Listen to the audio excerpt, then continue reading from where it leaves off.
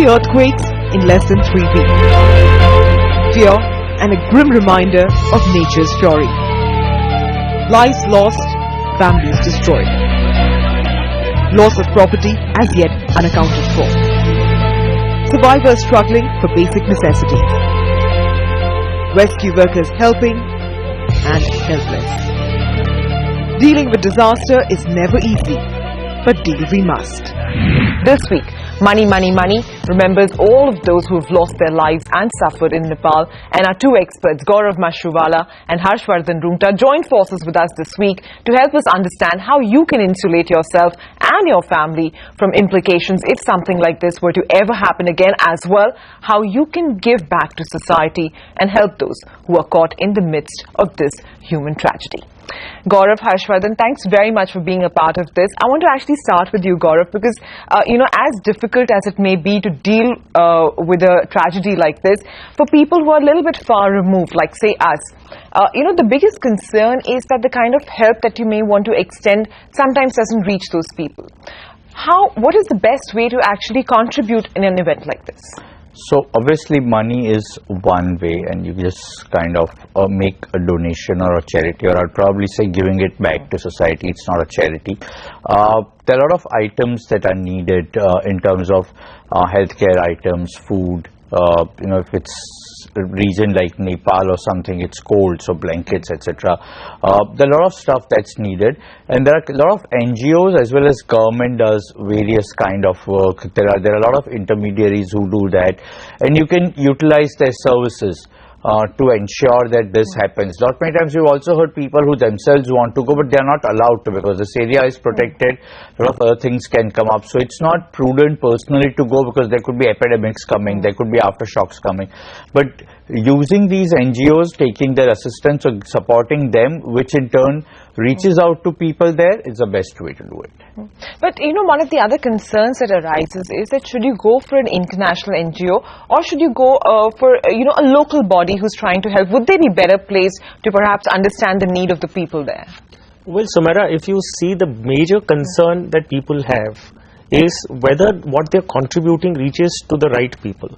Now, we've seen in the past that, if you've made some kind of donations to particular organizations, or you've given some product, you've made donations in kind, wherein you've given blankets, you've given clothes, or you've given food grains.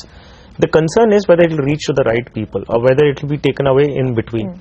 So what I would suggest and what I prefer is that you go through formalized organizations, especially governments. Now, if I look at India, for instance, if you need to make a contribution in monetary terms, I think the Prime Minister National Relief Fund is a most secured kind of donation that you can make, and in which there is no kind of any leakages in that particular fund. Now, answering the query about whether you should choose international fund, NGOs or a local one, it obviously would be more prudent to contribute to a local one because you know the pedigree. You can at least go back and find out what has been happening with whatever you've donated. Just one more point, sorry, is that you need to be careful because, for example, PM Relief Fund money will not be utilized in Nepal. That money has to be utilized within the territory of India. Okay. So just be careful on those. If you want to support if you want to support Nepal, then you will have to look at either government bodies which are going to do it or NGOs which are going to go internationally and do it, because we are talking about a different country. So PM Relief Fund will be used completely for the rehabilitating people in, say, Bihar or UP or wherever this problem has occurred. Okay, and Harshvardhan raised another important point, which is basically do your homework before you contribute. Okay, so if I was to choose an organization or an NGO, which is the best way for me to actually go and figure out which is the NGO that I should have selected? So one is the website that I spoke about before the show, and is Know Your NGO is one of them, but I'm sure there are a couple of others who not only compile the balance sheets, because balance sheet numbers are one thing, but they simplify it. So they will tell you that out of the total corpus that these NGOs have received in past, how much is actually utilized for the end use, how much are utilized for administration, what are the pay scales, There are some NGOs which raise money and support local NGOs. Now, I'm not saying what is good or bad. There could be a situation whereby an NGO is paying hefty salaries, but they are more efficient because they have qualified, trained people. There are some NGOs which would say that no, we are not going to pay, we have all the volunteers, but they may not have the infrastructure. So it's not right to say this is good or that is good, or NGO which is just collecting money and supporting local NGOs, or NGOs which are actually working. But you need to be aware and you will have to take a call. So there will always be some grey area. It will not be straight away clear. But as he rightly said, do your homework before choosing an NGO. So at least you know that the purpose for which you have given money and the manner in which you want it to be utilized, that's the way it will be done. Okay, and my next question, I want both of you to actually help us understand, because as and when a tragedy takes place, initially there's this flood of relief that comes, okay, so whether it's cash or kind or any sort of help, there are people there assisting them in the rehabilitation. 1 week later, 10 days later, a month later, 2 months later, these are still people who haven't been able to get their life back on track, even 2-3 months later.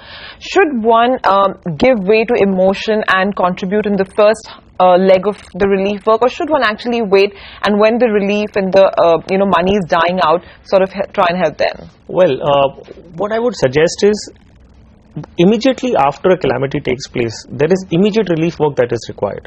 So, undoubtedly there is large sums of money that is required immediately. Then there is also, you need, monetary, non-monetary kind of donations as well, because you need to get back onto your feet. You need medicines, which are immediately after the calamity.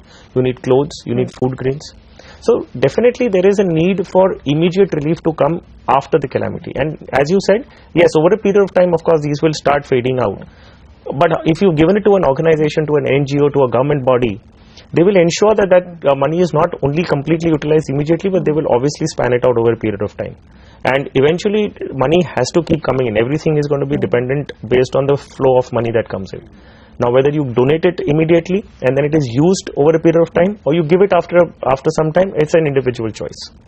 So I guess he has covered most of it. So I don't want to repeat, but then few other points that you may want to look at it is, there are a lot of these groups and NGOs which end up adopting a village or a taluka or a district, who would work maybe later on. So apart from what he has said and look into all those, if you are looking at saying I also want to work towards rehabilitation, then start looking out for those. Those options are also available. I don't want to sound insensitive, but the intent over here is clearly to help those in need. But there are also some tax breaks that the person contributing can also avail. So it's not entirely an outgo. So what exactly, what is the quantum of tax breaks that a person So depending on where and which organization, whether it's government or whatever, so there's section 80G. It's predominantly here, because otherwise on regular basis there are also some research and development where you get 100% reduction, so we are not talking about it. Section 80G reductions are available, 50% or 100% of the donations. And why not even look at that? There's nothing wrong, because you could end up contributing more. Here if I just decide that I just want to do 10,000 rupees, and I factored in that, look, X amount of money I'm going to pay over tax. Now that I'm saving, the tax money can also be added to the amount of money that I'm giving it back, and add it and give it more. So there's nothing insensitive about not looking at tax. It's perfectly fine. Just give that much more money. Yeah, fair enough. That makes sense actually. But we need to take a quick break on that note. We'll come back in a bit. Up ahead, how can you financially insulate yourself and your family in the event that a natural disaster was to take place? More on that in a bit. Stay tuned.